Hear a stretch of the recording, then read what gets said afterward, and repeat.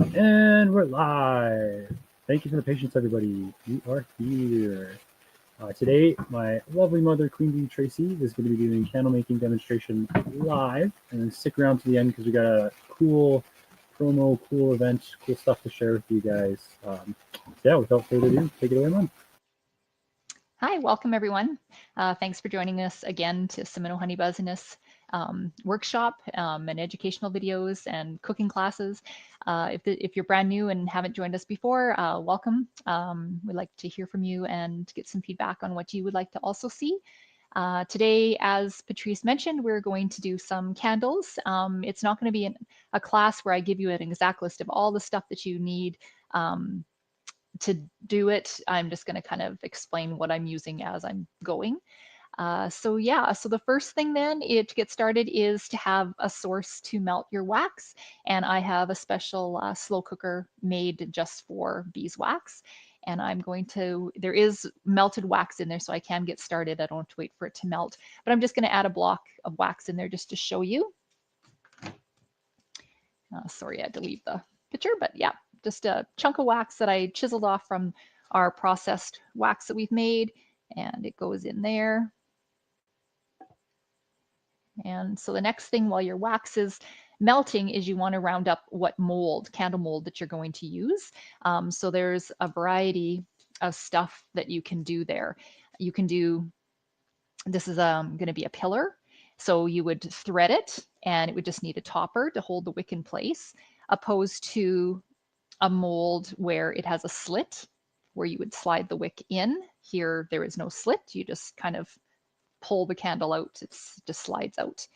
Um, yeah, and then you're going to want to, after you've selected the mold, so like I said, there's different types. There's actually molds too where this one's 3 birthday candles.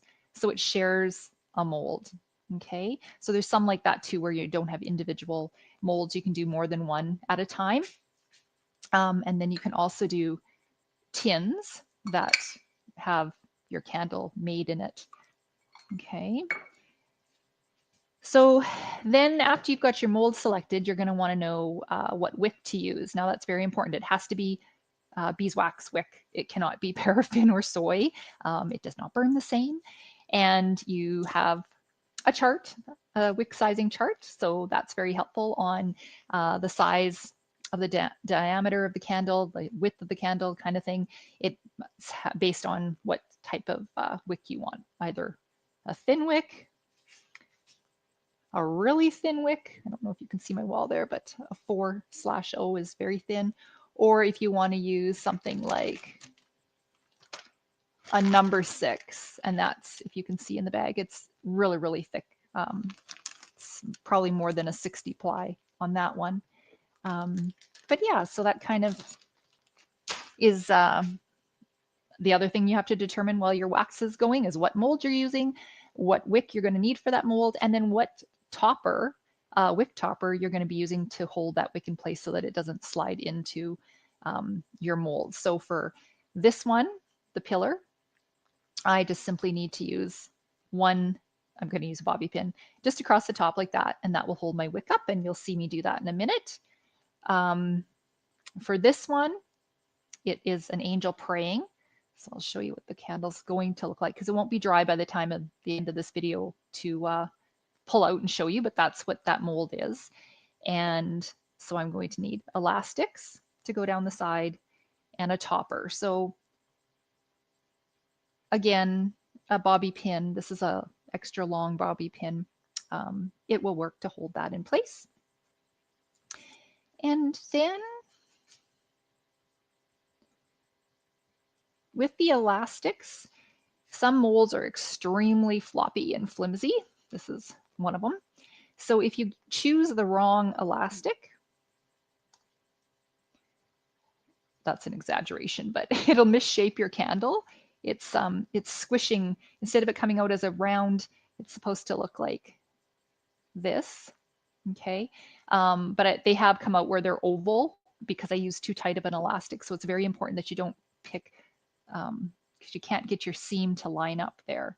Okay, so you want to make sure that you have an elastic which is a little bit gentler that will help you to line that seam up, but you also have to have it strong enough so that wax doesn't pour out. So on any mold, you can go 3 elastics. You can do as many as you want, but you just got to remember that wax is hot and that it will pour out. So you've got to make sure that your bottom one especially, this is actually the bottom of the mold or the top of the mold, but it's the bottom of your candle. This will be the top of your candle, okay? And so you don't want any leaking, so you want to make sure that you've got the right size elastic for that too. I'm not making this one, but I just want to show you this one, the inside, because it's easy to show you. There's a pattern in there. Sometimes you don't always know what it's going to look like, but when that one is done, it comes out as a pile of skulls. So again, your mold is like this. The bottom is the top is the bottom, and that's what it looks like. This one's in plastic because the only way to keep the price tags and the stickers from falling off of the wax is plastic, so that's why that one's already wrapped. Okay, so we are going to get the pillar ready for you. I'm going to use a knitting needle because it's nice and long for my long mold that I'm using, and I'm shoving it in the entrance of the candle mold, and a little bit pops out the end. And this one needed a 2/0 wick. It's hard to show you there what's going on. So I'm just kind of doubling up my wick to hook onto the end of there, onto the knitter, and I'm going to pull. And it worked. Sometimes it doesn't always stay on and doesn't always work. So now I've got my roll here, and I got all this loop here. So I just pull until I get the one piece that's the piece that I want loose. The other part, obviously, if you were pulling it out, isn't going to come loose because it's connected to the roll. And so you leave enough at the end to put your holder. And then at this end, we'll be snipping it. This is the top of the candle. So we want to leave a little bit for the person purchasing the candle to be able to light it. You don't want to cut it flush to the mold. I'm just going to get another bobby pin here. Okay. So now we have a wick down the middle. We made sure it's not touching the sides, and we've got a bobby pin holding it in the middle. And then we have mold release spray. And so this helps to cool. I'm pretty sure that's what it does anyway. It's cold on your finger when some of the spray comes off. It helps for the wax, like the hot wax, to kind of cool and separate from the mold. So mold release, it comes out. You can also put your candles in a cold, like in my back room. I've put some candles earlier to get them to solidify faster in the back where it's cold still because it's spring and it's cold in the back shop. And then I'm able to separate them. Another thing though is sometimes it cools too quickly and then you get air bubbles or cracks. So I'll be showing you a little bit about that too. So once I get this one poured. Mom, can you hear me? Yeah. We did have some questions about, is it pump wicks, and then is it elastic, rubber bands? What are you using on the outside to wrap this? Okay, so sorry, I'm having a hard time hearing you, Patrice, because they're static. So it is rubber bands. You would just get them from a craft store, a stationery store, and you just kind of have to play. It's a guessing game on the type. Like I've got, I don't know if I have one to show you. This brand is awful, so I'll never be getting it again. What happens is it's rubbery and stretchy, and it's the size that I think it is, but then it dries and then it doesn't have, oh, that one kind of came back. But anyway, if you stretched it, it actually would stay that shape, and it cracks easily. I've thrown a lot of these in the garbage. So I hope that answers the question about rubber bands. What was the other question? Type of wick, is it hemp wick, normal, like what's the wick? Cotton. This is cotton, the supplier I'm using, but it's, like I said, it's very, very important to make sure that your wick does not say multi-purpose unless it does specify beeswax. at the very beginning, we just went into like a Michael's store. I'm not sure if who's viewing this and if they know what a Michael's store is, but it's a craft store, and we just grabbed wick thinking all wick is wick. And our candles, we weren't selling them at the time, it was just for ourselves, and they weren't burning. So we were like, well, what the heck? And yeah, beeswax burns at a different temperature than the soy and the paraffin, and it needs a different wick. Okay. And there's tricks to that too. On especially like a tea light, you're going to use your lighter or your match at the base of the wick. You're melting the fuel, which is the wax, to suck into the wick to keep the wick burning. If you just light the tip of the wick, it just and sizzles right out right away fast. Not all the time, but it's not the wick's fault. That's how you're supposed to light a candle, is from the base of the wick, not the top of the wick, especially on the smaller candles. Could Okay. you use hemp, or could we, in our products, and why don't we? Maybe, I don't know. As long as I said, like on the packaging, it specifies beeswax candles. If it doesn't say beeswax, I would hesitate, or just buy a small amount of it. We can buy it like by the yard. They measure it for us, or you can get them in a spool. You can also just, there's like little tiny bags with wick. So yeah, I would just experiment with that, or ask, like if you're in a store that actually makes candles, they would have an answer for you on what type of candle, soy, paraffin, or beeswax. And yeah, and just like I said, make sure that it says beeswax on it. But I don't know. I mean, it's hemp is natural fiber, and so is cotton. So I think it probably would work the same, but I can't tell you for sure on that one. Sorry. So back to, I think that's it for questions. This one here that I'll be pouring the wax right away is going to look like this. And you're just going to give it a little yank. It slides right out because we use that mold release, which is, it's kind of like Pam when you're cooking. It's kind of like seems like it's an oil. It just helps it slide out. And then your top is that end. And that's your bottom. So we would cut that wick off. I can do that right now, I guess. Flush to the candle. And then for any of the little knobs or any impurities that you have there, or say you did have a little bit of a bubble, I have a hot plate and a frying pan designated just for this, and then I would just melt that so that it's nice and smooth in the pan. Okay, so I'll put that aside. Okay, so we're going to do that one. Now for this one, like I said, it's this pretty little angel, and she's very, very difficult to come out of this mold. That's why I need to make some more of her, because yeah, her wings, see how tiny and fragile those wings are?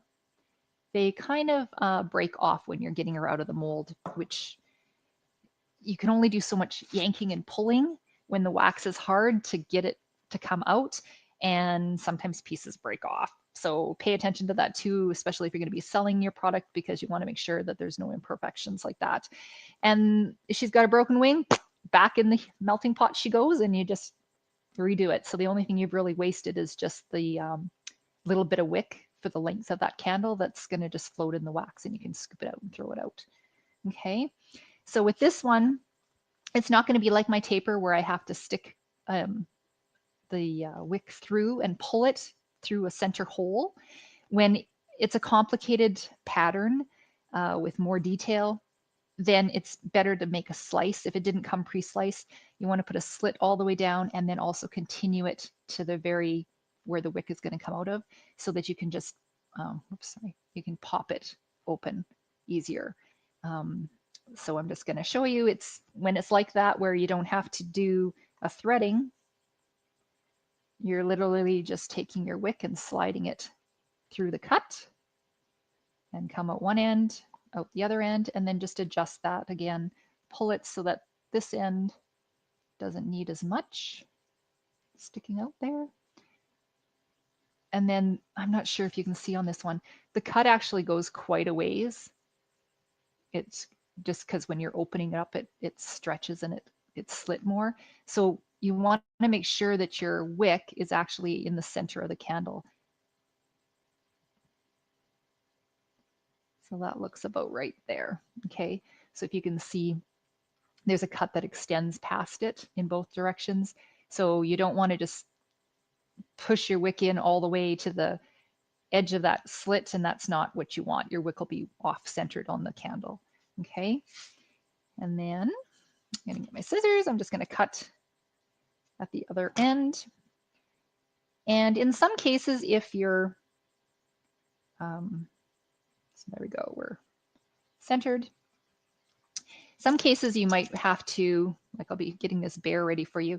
An option is to put some popsicle sticks across the top if you have a short bobby pin, and then just rest your bobby pin and your wick would be there.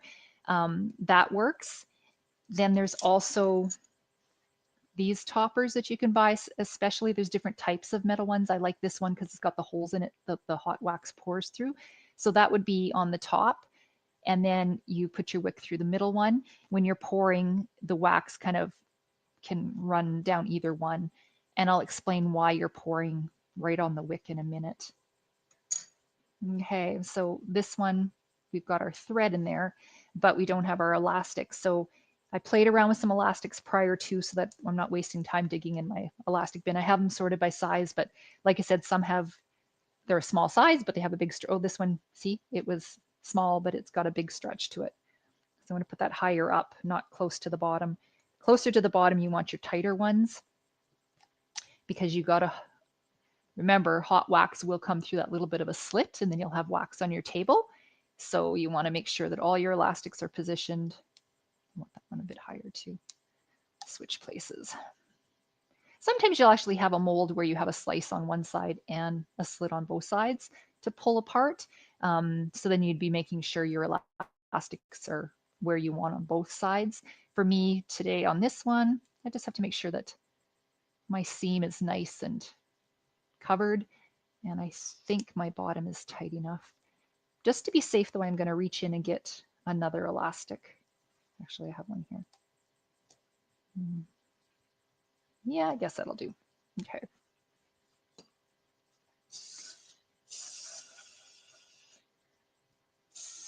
Okay, got those ones off to the side. And then that was my 2 O's. Okay, and then this one, the bear that I'm going to do, same thing. It's got a really crazy slit going on there. It's not even straight. So I'll have to pay a little bit more attention when I'm putting my elastics on. And this one is a different thickness of wick, and that's because it's a wider candle. Okay. One question we get all the time, a popular candle, I wasn't sure if I had one out or not. This is a 3x9, so it's 3 inches wide, 9 inches tall. I've got them by 3x3, 3x4, 3x5, 3x6, and then 3x9. People always want to know the burn time on this, so I actually did a little bit of research. Off the top of my head, I think it was 200, 3x9. I think it was about 200 hours of burn time. So that's burning your candle approximately 3 to 4 hours, so that your wax, as it's melted, it won't go right to the edge and run down. It's going to pool in the middle near the wick. Here's your wick.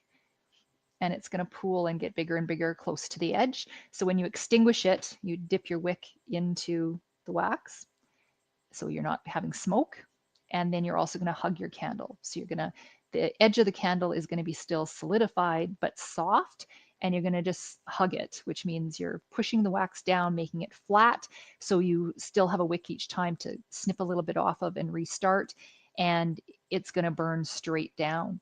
If you have a pillar and you're only blowing it out or dipping your wick in the middle, that wax is your fuel and it's being burnt, and your side is just staying where it is, and your wick is going down, and eventually there's not enough oxygen and you can't reach in there to get your wick going. It looks kind of pretty because there's a shadow, like the candle going through, the flame going through the wick, the wax, but yeah, you want to hug your candle. So there's those kind of tips too. So anyway, this one here, again, I'm just taking my thicker wick, I'm sliding it through my mold. It's the last one that I'll be pouring, and then I'll be showing you some other stuff. So I got it, I think, down the middle.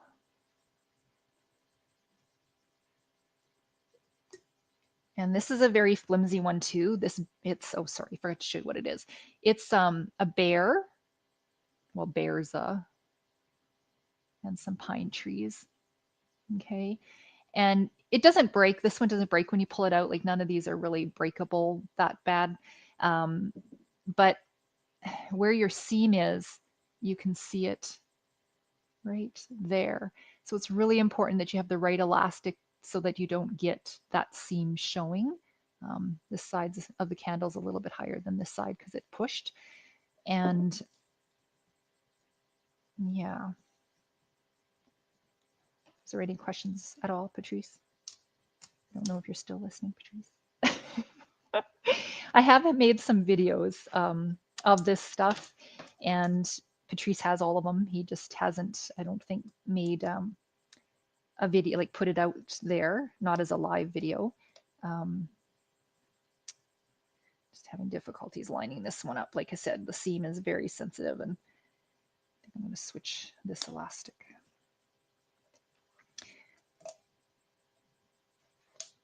There we go. Okay. That seems more doable to me. And for this one, I'm going to use the topper. I could use, like I said, the bobby pin with the, oops, is it going to stay? Okay, there we go. These really flimsy ones that I was showing you, they're flimsy, but the candles come out really, really well. When it's a harder, these ones, these are some of our original molds. And again, that's a sample of a mold that does 3 candles in it at a time. There's your other end of it, which is going to be the top of the candles. And these are little Beeswax is what these candles are. But these silicone molds dry out. We keep everything in plastic bags and all labeled in my cupboards here of what my molds are. And that way they don't get dirty and stuff, but they dry out and crack after a while. Whereas I find this like colored stuff, whites and pinks and purples and stuff, they're extremely flimsy, but they're very slimy on their own. I mean, I still use a silicone mold anyway, but they come out very, very easy.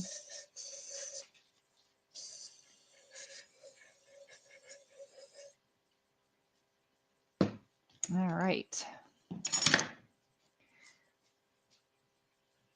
So before I pour those candle molds, which I'll move over so you can see, when you use this topper, it unfortunately, slide it out, where the edges of it was touching the silicone mold, it causes little air bubbles. So usually I'll stick around, I'll pour my wax, and then I'm still kind of in the shop and working on different things, and then I'll just keep kind of filling in so that that doesn't happen. This candle's almost dry because I did it this morning, I think. I wouldn't chance trying to take it out yet because it's the bigger the mold, the taller the candle, the longer it takes to dry in there. So I don't want to cause any damages, but I certainly can still top off some wax to fill those holes. And here's another example. See the candle, this candle is ready because it's separated from the edge. It's going to be, I can pull this one out no problem. See, came out no problem. Oops, sorry, wrong side. Came out no problem. But there's this little hole right there, a little air bubble, and I want to get that filled. And then same with these 3x6s. I use the toppers. Ooh, I spilled too much wax on the top of that topper. I can't slide it back out. With that wick rather. So yeah, that one's got a couple air bubbles going on there. And this one's not too bad.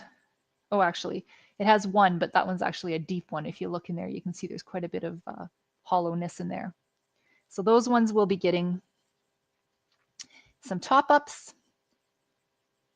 Just going to line them. I put tallest candle molds at the back and then the shorter to the front. Just make it easier for the pouring.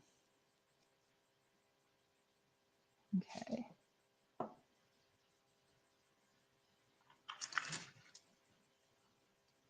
All right, then you'll need a measuring cup or some kind of container that has a pourable spout to it. as your wax, as you're using it, it dries in there, and you can simply throw it in the microwave to melt it, just like for short periods of time, not a long period of time, because wax is flammable. So another thing you can do is you can use, sorry, I took it out of the hanging off my wall there. I have a heat shrink wrapping gun, and I use that for putting the plastic on the candles, okay, at the finishing product. But I also used it to blow in here and to melt the wax so it wasn't such a buildup. When we're also doing this with your honey, you're still paying attention when your honey comes out to make sure there's any little black floaties. They will rise in your honey, and then you can pick them out. Wax is different. The floaties, black little floaties, which could be dust particles, could be like off your bobby pin.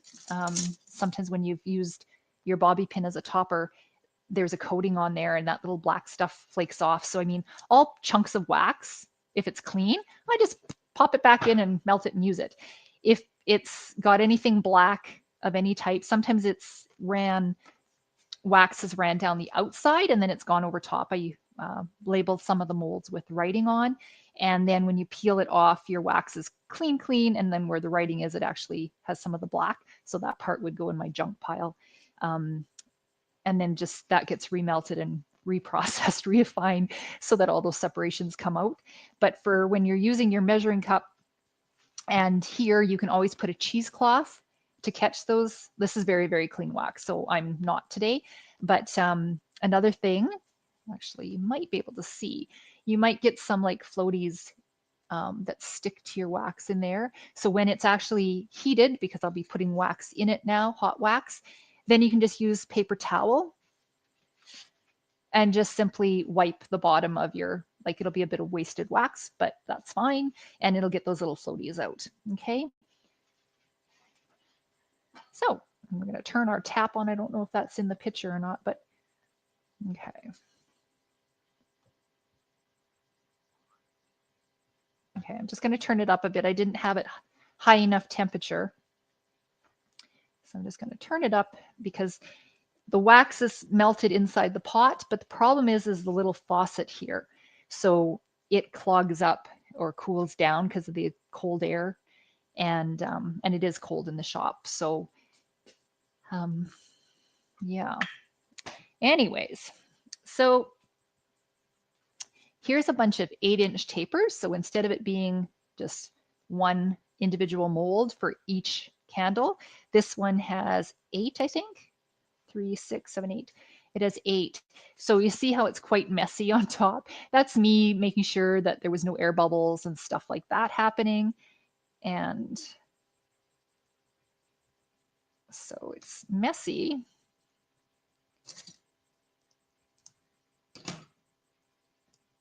But I'll pull one out and show you. There we go. Okay, so again, this is the top of the candle, but it was the bottom of the mold, and that's what the top of the mold looked like. So you just remove your bobby pin, and I got a bit of a mess going on there. So that one will definitely go into the frying pan. On the hot plate, sometimes your bottom of your candle, this is a little bee-skep. What happens is you can see if the wet wax dried and touched your bobby pin, you get a little bit of a ridge. So again, you snip your wick off flush to the bottom. Don't cut that part, that's the top of the candle. And you just melt that so that it's going to be nice and smooth and a flat surface. Okay, but I think this is probably ready. It doesn't take too long. I'm just going to tip it a bit. Well, what the heck. Okay, I'll put it up even higher then and talk to you about something else. So Dennis was going to join us because we do education tours and explaining stuff to everybody. So here's a sample of 2 candles, completely identical candles. Okay, they're same candle mold, same candle. Just one has white wax, one has yellow wax. So why is that? Would be one of your questions probably out there.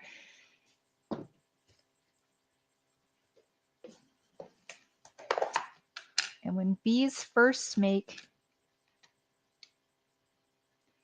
their wax, it can be very, very, very, very white. Okay. Then with it being used to put honey in, pollen in, the babies, the brood in, it gets darker. And over more use and more time, darker yet. And then can even be this dark. Okay. So sometimes I'm making candles and it just depends what the majority of the wax source going into the purifier, the wax melting process, wax making process, I guess. You're scraping the frames and then that's just all this type of stuff. Like that's where that came from. That's off of a frame and it melts. So you might have a lighter wax one time you're making candles, another time it might be a darker wax. So I've had like chocolate brown candles before. Another thing though, we always say that it's white, and even in the educational stuff that we teach with, it's original wax is white. Well, this is brand new. Okay, this is last spring. It's completely brand new wax, and it's a really funky yellow color. So we realize that wherever you get your nectar source from, it gives the honey a different color.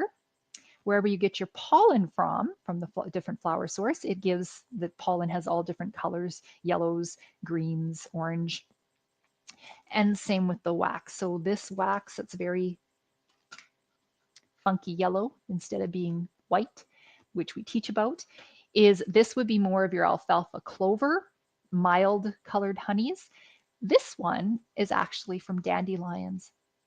So we just found that out ourselves, learn something new all the time, hands-on opposed to reading in a book. A lot of our stuff we learn is from a book or online, but sometimes it's just getting out there and working in the bees and going, what on earth is this? This is a brand new frame, never been used. They're filling out brand new wax in it, but it's yellow and a very strange yellow. So yeah, so that's a little bit of stuff that we show kids hands-on and teach them either here on our farm or we go to different schools and do tours in the classroom.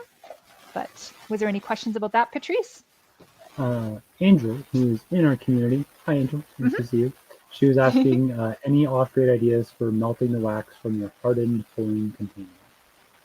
I'm sorry, Patrice, what was that? Wow. Any off-grid ideas for melting wax? Other ways to melt the wax other than a slow cooker, or? Okay, so yeah, well, off-grid, like no power. Oh, okay. Well, when we very first started, we started using a microwave, so that needs power. You probably could do it. Well, you can do it in a double boiler. So I mean, you could do it probably outside on a campfire or some other source other than using electricity, and you would just use a double boiler. So your heat source is your water melting and causing the heat to melt the chunk of wax in the top part. So whatever you're using though, like my scissors are designated just for beeswax now. They don't get used for anything else. My knitting needle is just for beeswax now. And it gets, wax on it because I was actually fishing I had a floaty in the pot. So I dipped, I was using it as a fish hook. So multi-purpose tool. So yeah, so there's some wax buildup on it. So none of this gets used for any other purpose, but I think that would probably be your best thing is a double boiler because you can heat that on any type of source. But hopefully my wax is hot now. I'm gonna turn that down. There you go. You turn the tap, it comes out. That's how it's supposed to be. Sorry for the delay. I should have actually had it turned on probably maybe a half hour before the presentation to have really hot wax. And there is a designated temperature for this too. I never do a test. I mean, If it's too hot, it's still going to cool. If it's not hot enough, it doesn't come out of the tap, obviously, in this case. So I'm just recentering my wick there. It seemed to move. And you don't want to pull your wick through the bottom either. So I was being very gentle there. And you probably can't see, well, maybe you can. So I'm pouring straight down the wick and I'm doing it very slowly. So why is because I'm putting hot wax into the wick and air bubbles are coming out, okay? Because you don't want air bubbles in your candle. You want a solid wax candle. So there we go. Now the tapers are the ones that they kind of shrink on both sides of the bobby pin and you always have to be topping them up. So we will be topping that up probably during this presentation. And then on these pillars, I'm just giving them a bit more wax to fill the holes and level them out. And it's not a big deal if they're level because again, they can go into the slow cooker, or not the slow cooker, the Bunsen plate, and they can be, yeah, that actually had quite a big air bubble in it. It's taking a lot of wax.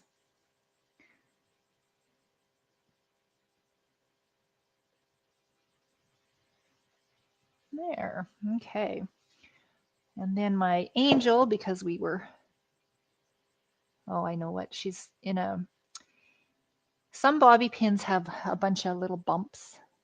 I'll show you one. So there's a bobby pin that's got all these little bumps. That's sometimes not the best bobby pin to be using for this. It's, the wick can slide in it. Using one that's flat, this one's got some wax in the middle there. And you can reshape them. You can just, when they, you can just push them back. But the flat ones are the better ones to use when you're going to be shopping and buying bobby pins. Some of it's just ones I had around the house that we're using. So yeah, I'm pouring a little bit higher up than I usually do, but it's because this mold is in the way. I didn't place these thinking of that. I should have had it closer out on the front of the table here.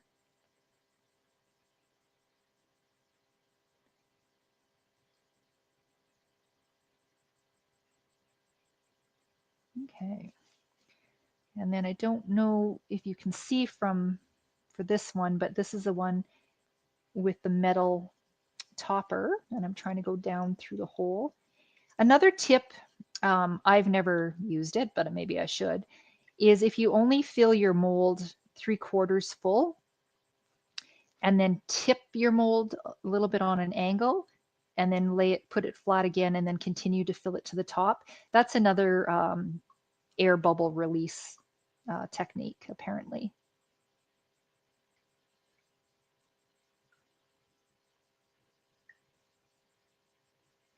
So I melted way too much wax for the amount of candles that I'm doing. So after this video, I'll be making some more candles.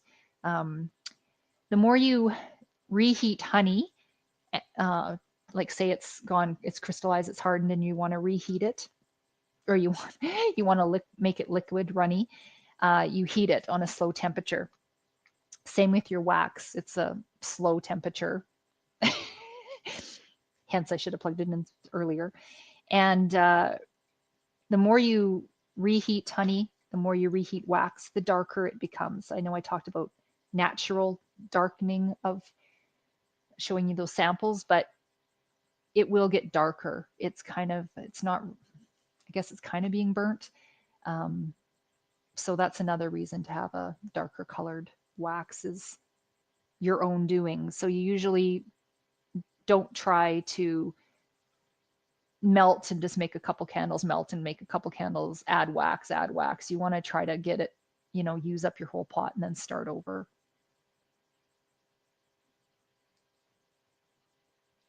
Okay. So as you see, I poured these and now I'm just topping them up because they've already started to shrink down, and you want it, when it cools, you want it to be flush with the top of the mold. You don't want it to be like a lower. Yeah, these ones look good over here. Just a little bit more.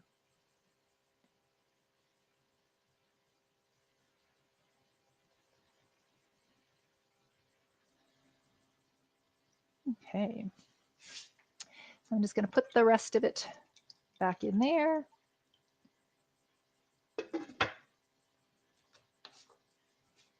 And so as you can see, the hot wax melted some wax that was in here, and then it's also now caused more wax to be added to the side of the measuring cup. Depends how fast you're going. Sometimes I have quite a bit of wax, cold wax, on the edge of my cup, and I have to stop to melt all that and start fresh or get a different measuring cup. I have a couple that I use different sizes. So if I'm doing the pillars, I usually use that big measuring cup.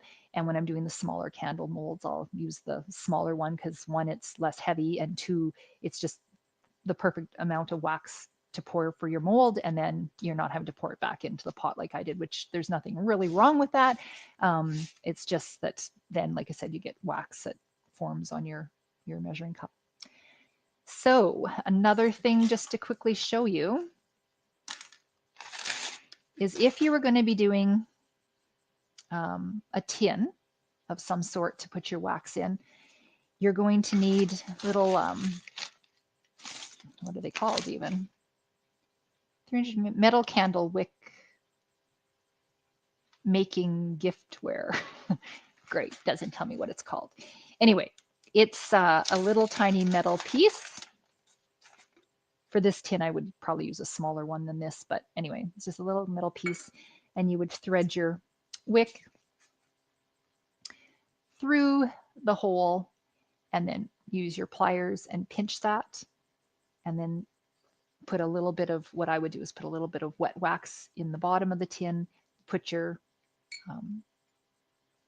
wick holder, I guess that was what this would be called, in there, and then you slowly fill up your wax.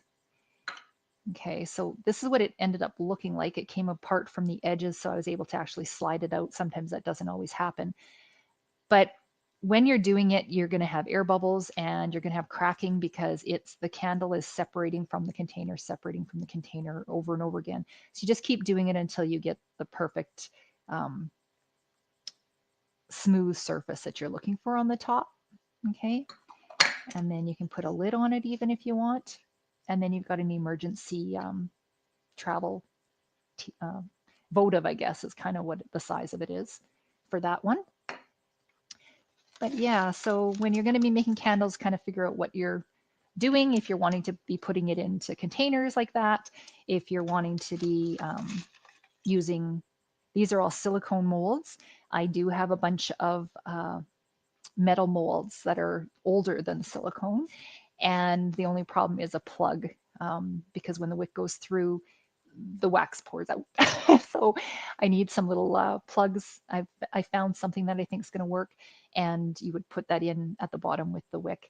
They've been used, though. I got them used, and they were used with colored paraffin wax, I believe.